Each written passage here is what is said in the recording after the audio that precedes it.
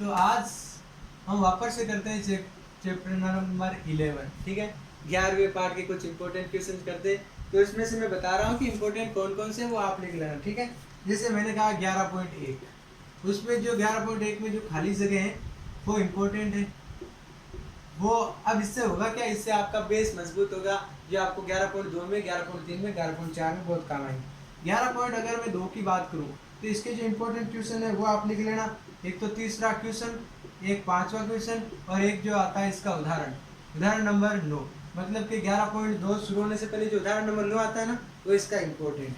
उसके बाद आता है 11.3, और 11.3 का जो इम्पोर्टेंट क्वेश्चन आता है वो आता है एक तो 12वां, एक तो 9वां क्वेश्चन, और एक आता है 12वां क्वेश्चन। ठीक है, उसके बाद 11.4 जो आपका आता है उसका क्वेश्चन नंबर 5, क्वेश्चन नंबर 6, और साथ साथ में 11.4 शुरू होने से पहले, 11.4 शुरू होने से पहले जो आपके उदाहरण आते हैं ना, एग्जाम्पल, वो वाले एग्जाम्पल 1 से लेकर 5 तक, वो वाले आप मिला लेना, ये भी आपके इम्पोर्टेंट है। उसके बाद में आप क्या करना कि जो विविध आती है 11वीं की, वो आप पूरी मिला लेना, इम्पोर्टेंट है। अब जो आपको 11.1, 2, 3 में से ना, देखो विविध क्या होती है, विविध इन सब का सार होती है।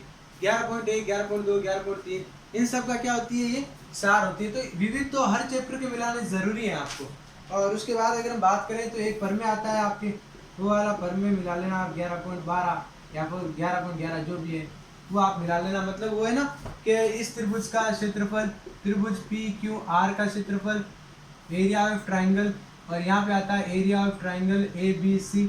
तो इसका जो क्षेत्रफल होता है वो किसके बराबर होता है अपना, वो होता है यहाँ से अगर पी क्यू लेते हो, पी क्यू, तो इस पी क्यू की घात 2, और नीचे जो लेते हो ए बी की घात 2, इन दोनों की घात 2 के वो क्या होता है, बराबर। तो एक भुजा के बराबर भी हो सकता है, या फिर वो माध्यिकाओं के अनुपातों के वर्गों का योग भी हो सकता है। मतलब माध्यिकाओं के, लंब केंद्रों के, है ना, इन सब का हो सकता है। तो हम ये इंपॉर्टेंट करेंगे। तो हो सकता है मैं इसको, इन वीडियोस को जो 11वां चैप्टर है इनको पार्ट में डिवाइड कर दूं, पहला पार्ट, दूसरा पार्ट। तो आप इस हमारे साथ जुड़े रहना ताकि आपको प्रॉपर्ली जो है सारा मटेरियल मिलता रहे। तो पहले मैं 11.1 की खाली जगह बता देता हूँ। पहली खाली जगह में अब आपको सब तीनों खाली जगहों में एक ही बात समझनी है कि जो दो त्रिभुज होते हैं या कोई सी भी दो आकृतियाँ होती है, दो बहुभुज, हम यहाँ पे बात करेंगे बहुभुज की, हम बहुभुज, दो बहुभुज समरूप होते हैं। अब आपको यहाँ पे समरूप का मतलब समझना होगा, समरूप होते हैं। अब यहाँ पे समरूप क्या होगा, सम का मतलब क्या होता है, समान, और समान को आप किससे डिनोट कर सकते हो कि एक जैसे दिखे, मतलब दोनों एक जैसे दिखेंगे और इनका रूप क्या रहेगा, एक जैसा। तो समान रूप वाले जिनको आप कह सकते हो कि जो एक जैसे दिखे, दिखने में एक जैसे, डुप्लीकेट बोलो, हमशक्ल बोलो, कोई सा भी, वो कब होते हैं, तो इसके लिए दो कंडीशन काम करती है। एक कि उनके जो संगत कोण है वो बराबर होने चाहिए। अब संगत कोण का मतलब क्या होता है वो भी मैं बताऊंगा कि संगत कोण आपकी क्या होने चाहिए, बराबर होने चाहिए। जैसे मान लो मैंने यहाँ पे एक ले लिया ट्राइंगल, यहाँ पे ले लिया पी क्यू आर, और यहाँ पे एक बड़ा सा ट्राइंगल ले लिया, वो ये मैंने ले लिया ए, मैंने ले लिया बी, मैंने ले लिया सी। तो अगर आप कहते हो कोण बराबर, तब वो समरूप नहीं होंगे, संगत कोण बराबर होने चाहिए। जैसे मैंने कहा कि मैं कौन से त्रिभुज की बात कर रहा हूँ, यहाँ इस त्रिभुज की, त्रिभुज पी क्यू आर वे त्रिभुज ए बी सी, मैं इनके अंदर बात कर रहा हूँ, इन दोनों ट्राइंगल के अंदर। तो संगत का मतलब क्या होता है कि यहाँ का जो पी कोण है वो ए कोण के बराबर होना चाहिए। तो यहाँ पे मैंने कहा कि ये पी कोण इस ए कोण के बराबर है। अब क्यू कोण है वो बी कोण के बराबर होना चाहिए, ये जो क्यू कोण है वो इस बी के बराबर होना चाहिए, और आर कोण है वो इस सी के बराबर होना चाहिए। ठीक है ना, ये आर कोण इस सी के बराबर होना है। तब हम इसको कैसे लिखेंगे कि त्रिभुज पी क्यू आर समरूप है किसके, त्रिभुज एबीसी के। अब बाई चांस आपने क्या कर दिया, इसको ऐसे लिख दिया कि त्रिभुज पी आर क्यू लिख दिया, पी आर क्यू लिखा ना, तो पी तो यहाँ एक नंबर वाला इस एक नंबर के बराबर, यहाँ 2 नंबर वाला इस 2 के बराबर होगा। तो अब की बार आर है ना, आर वो किसके बराबर होगा, बी के। तो यहाँ पे आएगी 2 लाइनें, और जो क्यू है ना वो किसके बराबर होगा, सी के। तो ऐसी कंडीशन काम करती है। तो अगर मान लो ये नाम डिपेंड करता है, मैंने लिख दिया त्रिभुज पी, यहाँ पे दूसरा ले लेता हूँ आर एस टी, त्रिभुज आर एस टी वे त्रिभुज सी डी ई में आप बताओ कौन सा कोण किसके बराबर है। अगर ये दोनों क्या हो गए आपके, समरूप हो गए, तो समरूप का मतलब हो गया आर तो बराबर होगा इधर से जो 1 नंबर वाला है वो इधर से 1 नंबर वाले के बराबर, इधर से जो 2 नंबर वाला है एस इधर से 2 नंबर वाले के बराबर, इधर से 3 नंबर वाला है वो 3 नंबर वाले के बराबर। अगर आप इनका क्रम चेंज करते हो तो आपका वो समरूप नहीं होगा। तो संगत कोण का मतलब समझे, पहला वाला पहले के बराबर, दूसरा वाला दूसरे के बराबर, तीसरा वाला तीसरे के बराबर। अब इसी तरह दूसरा जो काम आता है वो होता है भुजाओं कि इनकी जो भुजाएं है ना, संगत भुजाएं समान अनुपात में होनी चाहिए। संगत भुजाएं किस अनुपात में होनी चाहिए, अब भुजाएं बराबर हो या ना हो लेकिन अनुपात बराबर होना चाहिए, संगत भुजाएं समान अनुपात में। अब इसका मतलब क्या हो गया, समान अनुपात में, समान अनुपात में होनी चाहिए। तो अगर मान लो मैं ये वाला त्रिभुज लेता हूँ, त्रिभुज पी क्यू आर, यहाँ पे मैंने लिया त्रिभुज पी, ये क्यू और ये आर, तो यहाँ पे ट्राइंगल तो होंगे ही साथ साथ में यहाँ से, ठीक है ना, ये वाले ट्राइंगल तो होंगे, पी ए के बराबर क्यू, बी के बराबर आर और सी के बराबर क्यू, पहला दूसरा तीसरा, पहला दूसरा तीसरा। अब संगत भुजा का मतलब इधर से पहला और दूसरा पी क्यू, भुजा के लिए 2 लेते हो तो इधर से भी पहला और दूसरा, यहाँ से ये हो जाएगा ए बी। अगर आप लेते हो क्यू आर के नीचे, क्यू आर के नीचे क्या, बी सी, क्योंकि इधर से दूसरा और तीसरा लेंगे तो इधर से भी दूसरा और तीसरा, और अगर मान लो इधर से पहला और तीसरा ले लिया मतलब पी आर, तो इधर से भी पहला और तीसरा मतलब कि ऐसे लेना पड़ेगा। इनका जो अनुपात आता है ना वो बराबर बराबर बराबर। ये वाली चीज समझ में नहीं है, चलो छोड़ दो। संगत अनुपात का मतलब क्या होता है मैं बताता हूँ कि 2 ट्राइंगल हैं, 2 त्रिभुज आपको दे रखे हैं, जैसे मान लो एक तो ये वाला त्रिभुज हो गया ए बी और सी, और दूसरा ये वाला त्रिभुज हो गया, इसका नाम हो गया पी क्यू आर, और इसकी भुजा मैंने लिख दी 2, इसकी भुजा मैंने लिख दी 3, इसकी भुजा मैंने लिख दी 4।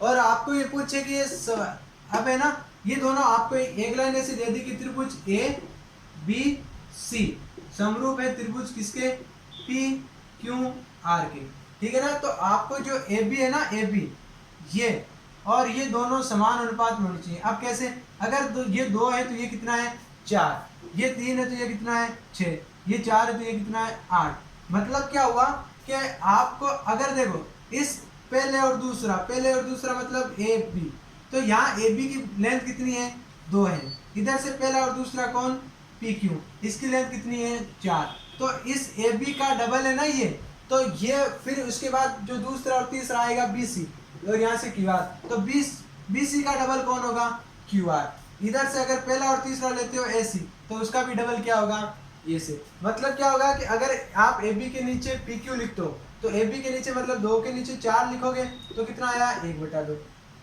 इसी तरह बी सी के नीचे रखोगे ना 3 ये क्यू आर, तो भी क्या होना चाहिए 1/2, और अगर इसके नीचे लिखोगे तो भी क्या होना चाहिए 1/2। तब इस कंडीशन में यह होता है समान अनुपात कि ये भी 1/2 है, ये भी 1/2 है, ये भी 1/2 है। अब मान लो इसकी जगह आप मान लो इसका 3 गुना लिख देते हो 6, फिर इसका भी 3 गुना आ जाएगा यहाँ पे 9, इसका भी 3 गुना आ जाएगा यहाँ पे 12, तो अब की बार अनुपात क्या आएगा 2/6, और 2/6 का मतलब कितना हो गया 1/3, क्योंकि 2 से ये कटेगा तो 1/3 1/3 1/3, ये होता है समान अनुपात, ठीक है ना।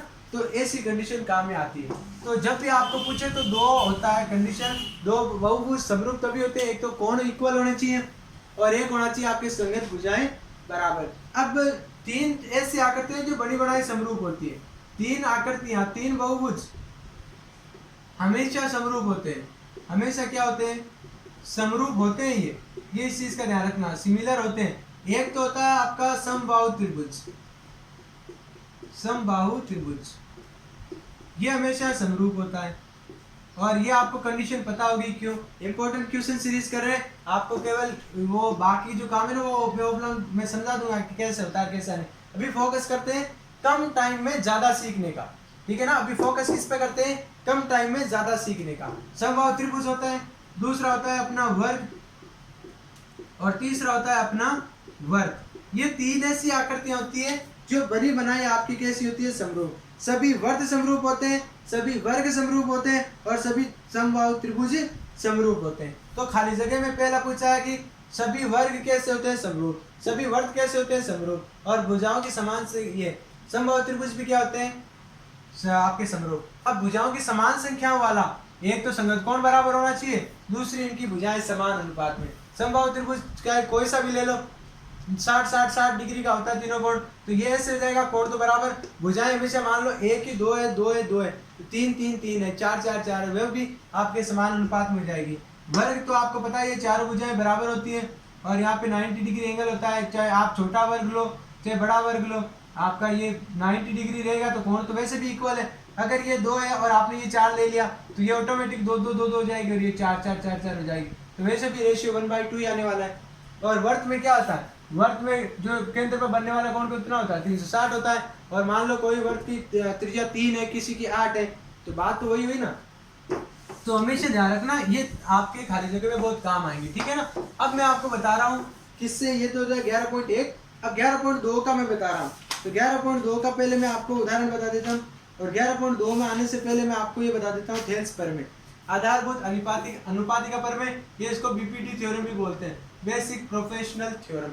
ये बीपीटी प्रमेय या आधारभूत अनुपातिका प्रमेय क्या होता है कि मान लो एक ट्राइंगल है, इसका केवल रिजल्ट आपको ध्यान रखना है कि ये एक ट्राइंगल दे रखा है जिसका नाम है ए, और इसका नाम है बी, इसका नाम है सी, और एक यहाँ से लाइन खींची है क्या कि ये वाली लाइन है ना डी, और यहाँ पे ई, ये लाइन इसके समांतर है, ठीक है, ये वाली लाइन इसके समांतर है। अगर ये समांतर हुई, अगर आपको ऐसे पर्सन में दिया हो, आपको क्या दिया हो कि त्रिभुज एबीसी में, त्रिभुज एबीसी में आपके बीसी के समांतर एक लाइन है डीई समांतर है किसके, बीसी के। अगर ये लाइन दी, तब हम यहाँ पे क्या लिख सकते हैं, हम यहाँ पे ऐसा लिख सकते हैं, मतलब हम ऐसा लिखेंगे पर्सन में, और 11.2 करने का बस यही एक प्रमेय है, ये एक प्रमेय आएगा, 11.2 खत्म है, आपकी कहीं दिक्कत नहीं।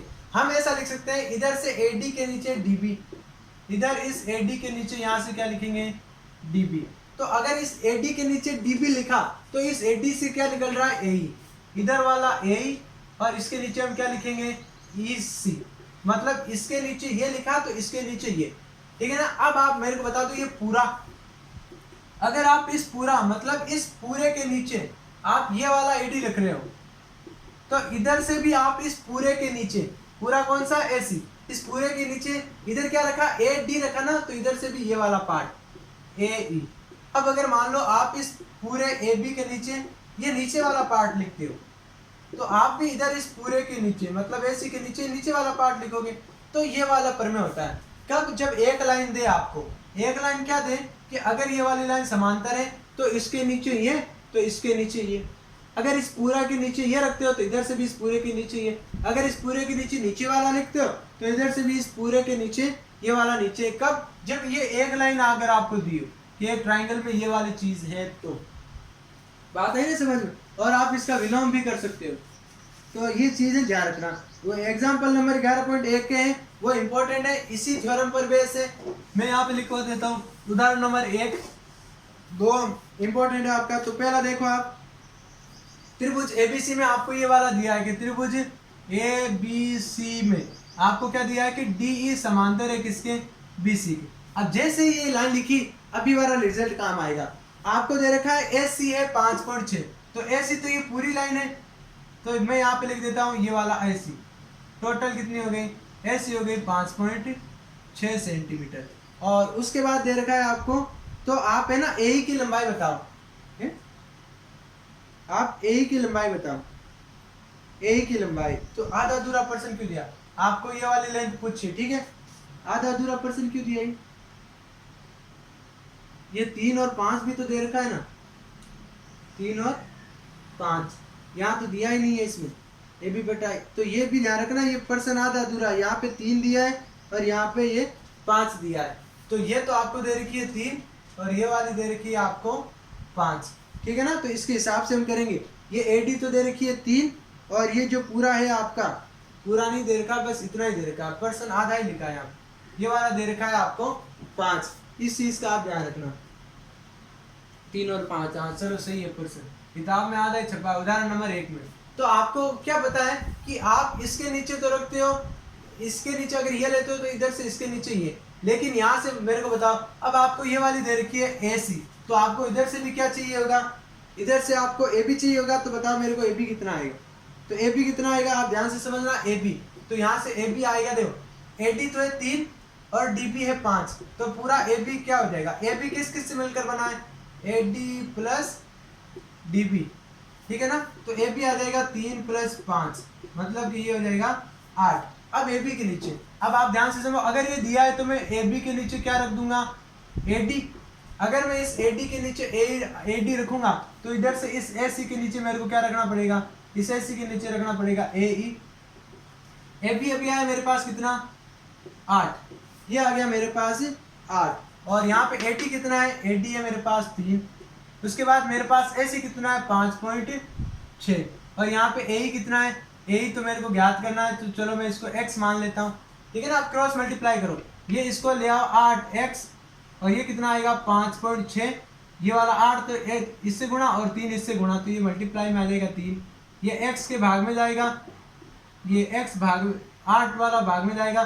तो एक बार आप पॉइंट को छोड़ दो, पॉइंट को छोड़ दो, ये क्या लिखा है 56, तो 8 से ये कितनी बार करता है 7 बार, तो x बराबर ये हो जाएगा 0.7, क्योंकि पॉइंट था ना यहाँ पे, और इंटू 3, तो x के इक्वल में क्या आएगा, ये आ जाएगा 7 × 21, एक संख्या छोड़कर पॉइंट है तो 2.1, ये वाला कितना दे रखा है आपको 2.1 सेंटीमीटर। ऐसे आपको हल करना है, ठीक है। अब इसी तरह का है आपका दूसरा प्रश्न, दूसरा प्रश्न भी इसी तरह का है, आप ध्यान से समझना, लेकिन अपनी बार इसकी आकृति को थोड़ा बदल दिया, हमें तो ये इस चीज से मतलब है। आपको यहाँ से क्या दे रखा है कि एक ट्राइंगल है यहाँ पे ऐसा, ये वाला ऐसा ट्राइंगल है। दूसरा उदाहरण बता रहा हूँ, दूसरा उदाहरण यहाँ पे दे रखा है आपको, ये वाला हो गया ए, ये वाला हो गया बी, और यहाँ पे ये हो जाएगा सी, और साथ साथ में दे रखा है ये वाली लाइन इसके समांतर है, ये वाली लाइन इसके समांतर है। तो यहाँ बी सी के समांतर क्या है, ये तो है डी और ये है ई, और आपको दे रखा है कितना कि ए डी तो है एक्स, ये ए डी तो है एक्स, डी बी कितना है x-2, चलो ये x-2। उसके बाद ए ई कितना है, ए ई, मतलब कि ए से लगाकर ई, ये है x+2, x+2। और आपको पूछ इसी कितना दे रखा है, इसी ये वाला दे रखा है x-1, और आपको ये पूछा है कि बताओ आप x का मान बताओ। तो मैं इस ट्राइंगल को घुमा लेता हूँ, ठीक है, इस ट्राइंगल में ऐसे घुमाऊंगा, ठीक है, ऐसे मैं ऐसे पकड़ता हूँ और इसको ऐसे घुमा देता हूँ, तो a कहाँ जाएगा ऊपर, ठीक है ना, और b किधर आएगा, इधर आ जाएगा। इसको ऐसे घुमाऊंगा, इसको ऐसे घुमाऊंगा ना, इसको इधर और इसको इधर, तो a तो जाएगा ऊपर और b आएगा यहाँ पे और c आएगा यहाँ पे। वैसे भी ट्राइंगल आगे घुमाना नहीं आता तो सीधा ऐसे लिख लो, इसके समांतर है d और इसके समांतर है e। अब आपको देखो AD कितना दे रखा है x परसेंट में, इसकी भी आवश्यकता नहीं है आपको, तो बस घुमा लो। आपको ट्राइंगल ऐसे बनाओ, AD कितना दे रखा है x, DB कितना दे रखा है x-2, उसके बाद AE कितना दे रखा है x+2, और यहाँ पे EC कितना दे रखा है x-1। तो x की फाइंड वैल्यू करनी है आपको, x वैल्यू फाइंड करनी है, x कितना आता है। तो आप इसके नीचे ये रखोगे, इसके नीचे ये लिखोगे। आप क्या लिखना, त्रिभुज ABC में ये वाला समांतर है, इसका मतलब मैं अगर AD के नीचे रखूंगा DB, तो अगर मैं इसके नीचे ये रखता हूँ तो मुझे इसके नीचे ये रखना पड़ेगा, मतलब कि AE के नीचे मुझे क्या रखना पड़ेगा, EC। अगर मैं रखता हूँ AD का मान कितना x और DB का मान कितना x-2, इधर से AE का मान कितना x+2, और यहाँ से EC का मान कितना x-1। क्रॉस मल्टीप्लाई करो, इस x से गुणा इधर आके क्या होगा, ये वाला पूरा इधर आके गुणा होगा। जब भी ऐसे भेजते हो ना तो पूरा कोष्ठक के साथ भेजा करो, और इधर x+2 से और इधर x+2 से ये वाला मल्टीप्लाई होगा x-2। चलो x को x से मल्टीप्लाई करोगे तो x², x को -1 से गुणा करोगे तो -1। अब यहाँ पे सर्वसमीका है a + b, a - b, और उसका रिजल्ट हमें क्या मिलता है a² - b²। Then we can say इसकी जगह आएगा x का वर्ग और -2 का वर्ग, तो x का वर्ग -2 का वर्ग, 2 का वर्ग कितना होता है, तो यहाँ लिख देता हूँ मैं इसको, क्या हो जाएगा x का वर्ग -2 का वर्ग कितना हुआ 4। तो इधर x² है, इधर भी x² है, मान लो इधर प्लस का इधर आएगा माइनस में, तो ये खत्म हो जाएगा। ये माइनस का x किसके बराबर बचा, -4 के, माइनस से माइनस कट गया तो x किसके बराबर हुआ 4। तो आप थोड़ा अप्रोच रखो रे, अब पहले इधर भेजोगे फिर काटोगे, इससे कोई मतलब नहीं है। सीधा क्या करो, ये प्लस का इधर आके माइनस में होगा, तो ये देखो अगर बीच में बराबर है, इधर भी 2 है इधर भी 2 है, चिन्ह सहित एक जैसे है, तो ये इससे कट जाएगा। लेकिन अगर ऐसा है आपके पास कि यहाँ है -2 यहाँ है 2, तब ये कटेगा नहीं, अब ये कट सकता है, इधर भी माइनस दो, इधर भी माइनस दो, इधर प्लस दो, इधर प्लस दो, तब कर सकता है। एक्स स्क्वायर है, एक्स स्क्वायर है, प्लस है काट दो, यहाँ माइनस का है, माइनस भी काट दो, ठीक है ना। तो ऐसी चीजें हैं छोटी छोटी जो आपको ध्यान रखनी है। तो इसका मान कितना है अपने पास, x का मान आ गया 4। तो पहले दो उदाहरण इंपॉर्टेंट है। अब आप चाहो तो विविध के बहुत सारे पर्सन ऐसे, विविध के हद से ज्यादा क्वेश्चन है ना वो ऐसे। अब 11.2 में बताता हूँ आपको, 11.2 का 11.2 का है ना वो वाला क्वेश्चन करते हैं, इसका तीसरा आराम से समझते हैं, ठीक है। यहाँ पे क्या दे रखा है, पहले एक त्रिभुज दे रखा है और यहाँ पे ये लिखा है कि एल एम और एन इस प्रकार है कि एल एम तो समांतर है किसके, ए बी के, ठीक है ना। और एक दूसरी लाइन और दे रखी है कि ये एम एन ये वाला समांतर किसका है, आपके बी सी के। तो आप मेरे को बताओ कि आप ये वाला सिद्ध कर दो कि एल एन समांतर ए सी, ये हमको प्रूव करना है, ठीक है, प्रूव दैट। तो ये हमें सिद्ध करना है। अब देखो सिद्ध कैसे करेंगे, जैसे ही आपको कोई समांतर वाली लाइनें देना तो आपको ये दिमाग में आ जाना चाहिए कि यहाँ आधारभूत अनुपाती का प्रमेय, बीपीटी प्रमेय का काम में लेंगे। तो पहले देखो इसको चित्र कैसे बनाते हैं। तो पहले तो आप बना लो एक बड़ा सा त्रिभुज यहाँ पे, ठीक है, मैं ऐसा बना देता हूँ। और इसको देखो कैसे बनाना है, यहाँ पे जो जो चीजें दे रखी है ना वो वाली समांतर के, पहले तो है एल एम, यहाँ पे मैं नाम दे देता हूँ, ये वाला ए है, ये वाला बी है, ये वाला सी है। तो एल एम समांतर है ए बी, मतलब इस ए बी लाइन के समांतर कौन है, एल एम है। तो ये वाली लाइन इसके समांतर हो गई, ठीक है, ये चीज आप ध्यान रखना, ये वाली लाइन है ना एल एम इसके समांतर होगी, ठीक है ना। तो ये एल और एम होगी, तो मैं इसको ऐसे कर लेता हूँ, ये एल और एम, यहाँ पे ये हो गई एल और ये हो गई एम, ये वाली लाइन इन दोनों के ये आपस में पैरेलल है, समांतर है। उसके बाद दूसरी देखिए एम एन समांतर है बी सी, मतलब इस बी सी के समांतर कौन है, एम से शुरू होती है और एन तक जाती है कोई लाइन, ये वाली समांतर। तो ये वाली लाइन होगी इसके अंदर समांतर। और तीसरी जो वाली बात आती है वो है आपके, हमें जो सिद्ध करना है कि एल एन समांतर है ए सी। तो यहाँ से एल और एन को मिलाएंगे तभी तो ये बनेगी। तो एल एन समांतर है किसके, इसके, ये ए सी है, हमें ये सिद्ध करना। और आगे आपको ये वाला सेंटर पॉइंट है इसका, ये वाला थोड़ा सा आगे सटा देता हूँ इसको, तो यहाँ से ये वाला, और इधर से ये इसको मिला हुआ है, और ये वाला यहाँ से इसको मिला हुआ है, यहाँ से ये वाला हो गया इसका केंद्र। तो हम पहले क्या लेंगे, हमें देखो ये वाली चीज तो सिद्ध करनी है कि ये इसके समांतर है। तो जो पहले दे रखा है ना वो, तो पहले मैं काम में लूंगा किसे, ये इसे। और ये किस त्रिभुज में आ रही है कि ये दो लाइनें समांतर, ये वाले इस पूरे त्रिभुज में आ रही है, त्रिभुज ए ओ बी में,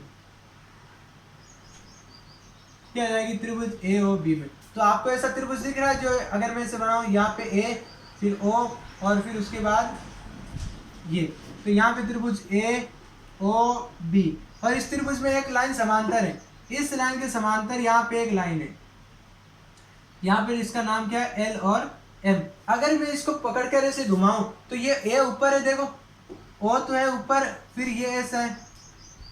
अगर मैं इसको घुमाऊं तो क्या ये ओ ए बी बनेगा क्या, ऐसा। और इस ए बी के समांतर लाइन कौन सी है, ए बी के समांतर लाइन है ये, ए ओ के ऊपर तो है एल और इसके ऊपर है एम। अब बताओ आधारभूत अनुपाती का प्रमेय लगाना त्रिभुज ए ओ बी में, ऐसा लगाना त्रिभुज ए ओ बी में। अब इसमें समांतर क्या है, ए बी के समांतर है एल एम, या एल एम समांतर है किसके, ए बी के।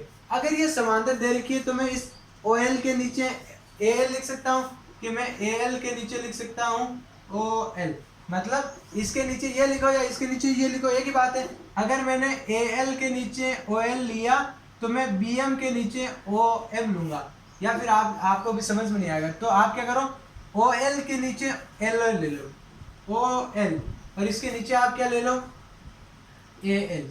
तो आपने इसके नीचे ये वाला ले लिया।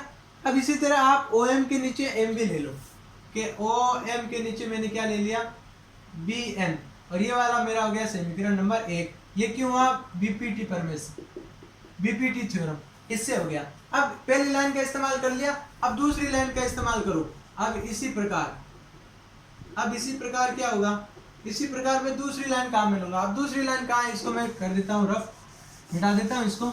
अब दूसरी लाइन देखो, ये वाली समांतर दे रखी है इसके, तो आप ये वाला त्रिभुज ले लो ऐसे,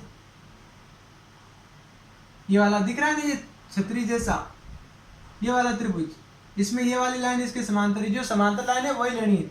तो यहाँ पे ऊपर ओ है, यहाँ पे बी है, यहाँ पे सी, ऊपर ओ बी सी, और एक लाइन है यहाँ पे एम और एन। तो आपको सीधा ही पता है कि आप इसी प्रकार त्रिभुज कौन सा है, ओ बी सी लोगे आप, त्रिभुज ओ बी सी में, और इसमें आप क्या ले लोगे कि ओ एम के नीचे बी एम लेते हो। तो इधर से आप ओ एम के यहाँ पे ये किसके समांतर है, एम एन समांतर है बी सी के। तो यहाँ पे ओ एम के नीचे एम बी, ओ एम के नीचे एम बी लिखो या बी एम लिखो, एक ही बात है। ये किसके बराबर होगा, ओ एन के नीचे एन सी, ओ एन के नीचे एन सी लिखो या सी एन लिखो, एक ही बात है। तो ये हो गया मेरा समीकरण नंबर 2, ये भी हो गया बीपीटी। तो 11.1 से देखो ये ओ एल समीकरण 1 और 2 से गौर से समझना, 1 और 2 से, ये ओ एल के नीचे ए एल, ये किसके बराबर है, ओ एम के नीचे बी एम, ये तो इसके, और ये खुद किसके बराबर है, ओ एन के नीचे सी एन। तो इसका मतलब ये क्या हो गया, इसका मतलब ये हम ऐसा कह सकते हैं ना, तीनों बराबर है, तो मेरे को ये चाहिए नहीं, मैं ऐसा लिखूंगा ओ एल के नीचे ए एल, और यहाँ पे ये क्या आ रहा है, ओ एन के नीचे सी एन। और ये किस त्रिभुज में आ रहा है, अगर इस त्रिभुज में आप देखोगे तो कि इसके नीचे आप ये वाला ले लो और इसके नीचे आप ये वाला ले लो, तो ये इसका मतलब क्या हो सकता है कि ये वाली जो दोनों लाइन है ना, अगर आप इस त्रिभुज को ऐसे घुमा के लिखो, अगर ओ को मैं ऊपर लिखूं यहाँ पे, और ओ से जस्ट नीचे आएगा यहाँ पे सी, और आगे जाएगा यहाँ पे ए, आएगा कि नहीं आएगा। तो अगर आप गौर से देखोगे तो आपको क्या दे रखा है, और यहाँ पे जो यहाँ पॉइंट मिल रहा है वो कौन सा है, ए ओ के ऊपर जो पॉइंट है वो कौन सा है, ओ, और यहाँ पे को पॉइंट कौन सा है, एन। तो आपको देखो एन लेना है यहाँ पे, तो इसके नीचे आप इसके नीचे ये वाला ले रहे हो और इसके नीचे आप ये वाला ले रहे हो। ये कब लेते हैं, जब ये दोनों लाइनें समांतर होती है तभी तो लेते हैं, ऐसे थोड़ी ले सकते हैं। अतः हम यहाँ पे ये वाले कह सकते हैं कि जो एल एन है वो समांतर है किसके, ऐसी, ऐसे आपको काम करना है। तो जो दो लाइनें दे रखी है ना उसको काम में लेने के बाद में, ठीक है ना।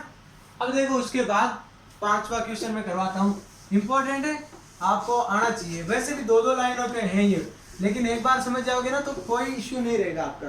5वां प्रश्न दे रखा है कि एक आकृति दे रखी है, तो पहले मैं आकृति बना लेता हूँ। आकृति बनाना बहुत जरूरी है, चित्र अगर आप समझे तो मान लो आपका पूरा काम हो गया। यहाँ पे ये वाला दे रखा है ए, ये वाला दे रखा है बी, ये वाला दे रखा है सी। इस चित्र में आप पढ़ो कि डी ई समांतर है बी सी, मतलब इस बी सी के समांतर कौन सा हुआ, ये हो गया डी ई। अब मेरी बात ध्यान से सुनना, अब मैं चित्र बनाता जाऊंगा, काम करता जाऊंगा। यहाँ पे 5वां क्वेश्चन है कि त्रिभुज ए बी सी में यहाँ पे मेरा कौन सा है, बी सी, या फिर डी ई समांतर है बी सी के। एक ही बात, अगर ये समांतर है तो अगर मैं इस पूरे के नीचे ये लूं तो क्या आएगा मेरा, कि अगर मैं इस ए बी के नीचे क्या ले लूं, ए डी ले लूं, और इधर से अगर मैंने पूरा ए बी लिया तो इधर से मेरा पूरा क्या आएगा, एस सी। अगर से मैंने ऊपर से ये ऊपर वाला टुकड़ा लिया तो इधर से भी क्या आएगा, नीचे ए ई। तो ये हो गया मेरा समीकरण नंबर 1। पहला काम तो ये हो गया।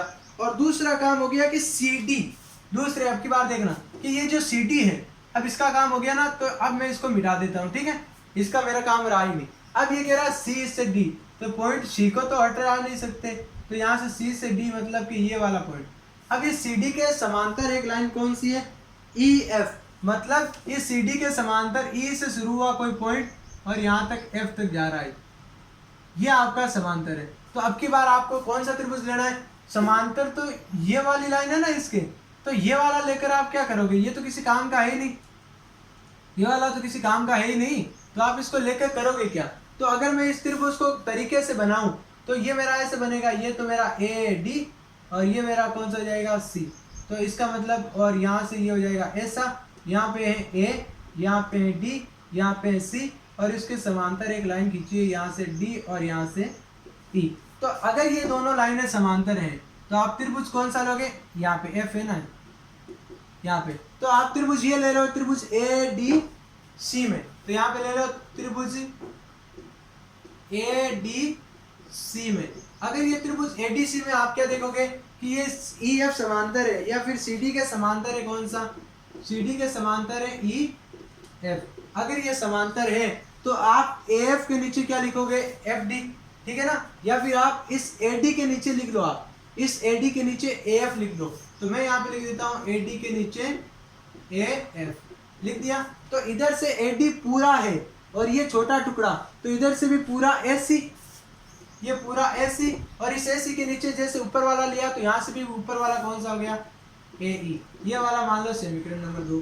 अब समीकरण 1 और 2 से देखो, समीकरण 1 व 2 से कि ये AB है ना, AB के नीचे AD किसके बराबर है, ये AC के नीचे AE, और ये AC के नीचे AE खुद किसके बराबर है, ये वाला है AD के नीचे AF। अब मेरे को ये वाला नहीं चाहिए, मैं इसको मिटा देता हूँ और मैं यहाँ से क्या लिख देता हूँ कि AB के नीचे मेरा पास कौन सा, AD, क्योंकि तीनों बराबर है तो आप इनको बराबर लिखो, इनको बराबर लिखो, या पहले और तीसरे को बराबर। तो मैं पहले और तीसरे को बराबर कर देता हूँ, ये हो जाएगा AF। हुआ कि नहीं हुआ, आप क्रॉस मल्टीप्लाई करो।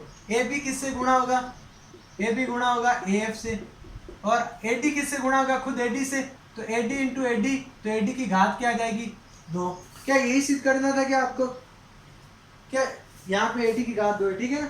तो यही आपको सिद्ध करना है कि AB इंटू AF बराबर आ जाएगा AD की पावर 2। तो ऐसे आपको काम करना है, ठीक है ना। तो ये हो गया अपना 11.2। अब जो 11.3 और 11.4 है ना, उसके इंपॉर्टेंट क्वेश्चन मैं आपको अगले पार्ट में दिखाऊंगा। वीडियो लंबी हो जाएगी, तो आज आप ये देखो, कल आप वो वाला देखना, ठीक है ना। Thank you.